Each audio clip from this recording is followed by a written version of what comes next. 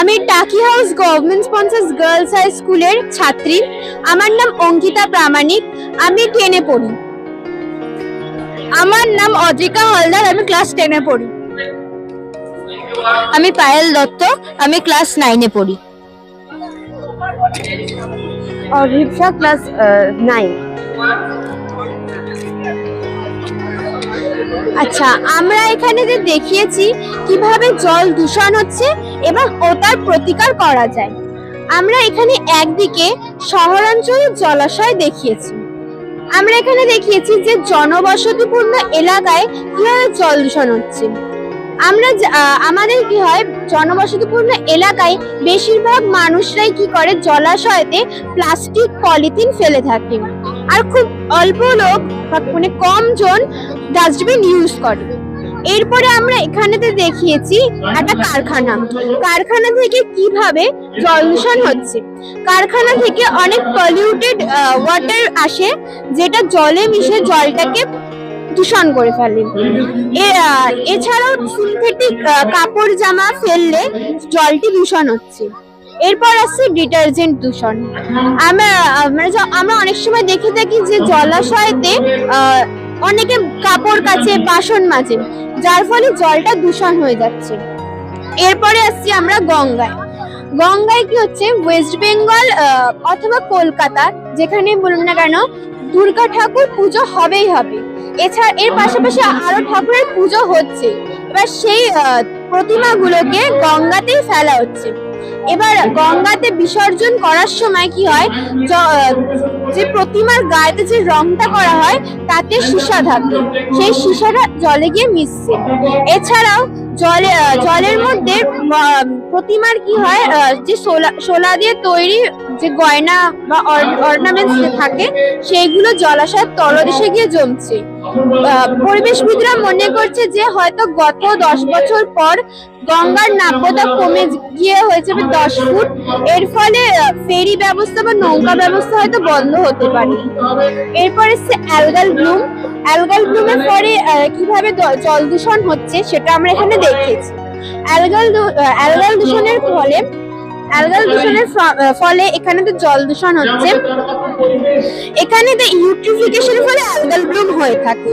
Algal ব্লুমে কি হয়, algal Bloom হওয়ার সময় শৈবাল এতটা বেড়ে যায় জলস্তরের ওপরে যে আলোক রশ্মি জলাশয়ের মধ্যে প্রবেশ করতেই পারে না। এর ফলে অক্সিজেনের অভাবে জলাশয়ের প্রাণীরা মারা যায় এবং দুর্গন্ধের সৃষ্টি হয়।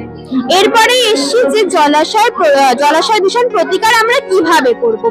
এখানে আমরা একটা দিক দেখিয়েছি যে পদ্ম ফুলের সাহায্যে কিভাবে জল দূষণ রোধ করা যায়। কেন আমরা পদ্ম ফুল নিয়েছি, এটা প্রশ্ন হতেই পারে। এর পরিবর্তে আমরা শালুক ফুলও নিতে পারি, কিন্তু পদ্ম ফুল হচ্ছে ভারতের জাতীয় ফুল। এছাড়াও পদ্ম ফুল 6000 বছর ধরে ভারতীয় পুরনো প্রথার সাথে যুক্ত আছে। আর হিন্দু আর বৌদ্ধ ধর্মের পুরনো যে চিত্রকলা আছে সেখানে তো লক্ষ্য করলেও দেখা যায় যে পদ্ম ফুলের অনেক উল্লেখযোগ্য বৈশিষ্ট্য দেওয়া রয়েছে। পদ্ম ফুল কি করছে, পদ্ম ফুলের মূলটা জলের অনেক গভীর পর্যন্ত যায়, সেখান থেকে গিয়ে সে কার্বন ডাই অক্সাইড গ্রহণ করছে এবং সেটাকে সালোক সংশ্লেষের মাধ্যমে বাতাসে অক্সিজেন ছেড়ে দিচ্ছে।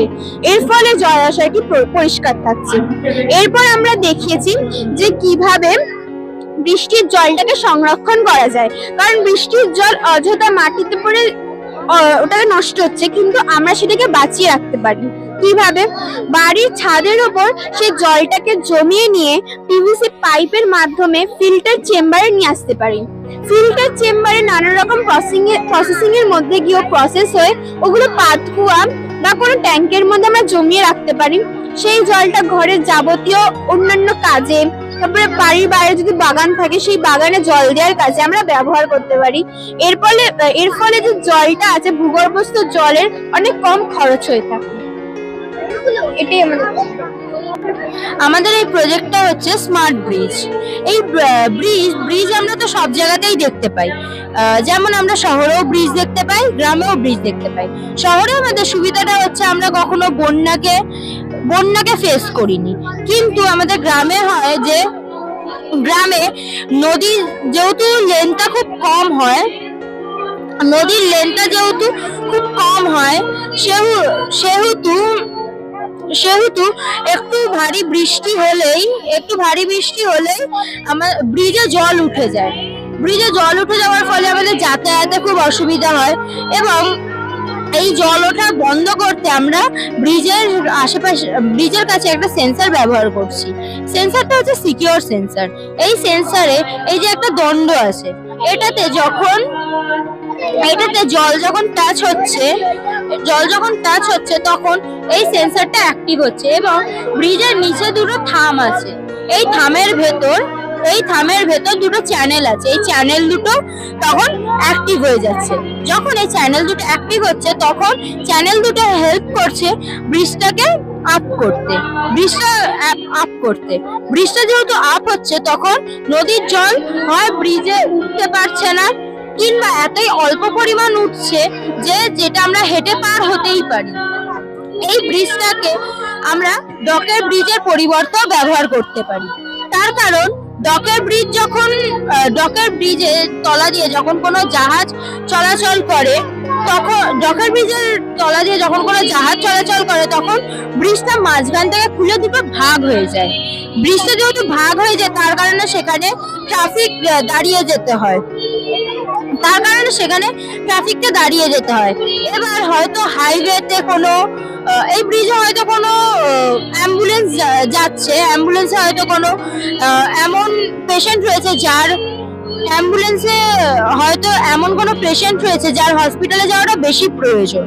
তো সেক্ষেত্রে এই ব্রিজটা যদি আমরা ব্যবহার করি, তাহলে এই সেন্সরের কাছে আমাদের একটা রিজার্ভার বানাতে হবে। এই রিজার্ভারটা যখন আমরা জলটা ভরবো, তখন সেন্সরটা যেহেতু ওই জলটাকে সেন্স করবে এবং ব্রিজটাকে সেম ভাবে আপ করবে, তো তখন জাহাজটা জাহাজের মতন তলা দিয়ে যেতে পারবে, এবং অ্যাম্বুলেন্সটা উপর দিয়ে নিজের মতন যেতে পারবে। জল এবং স্থল দুটো ইকুয়াল ভাবে কাজ করতে পারবে।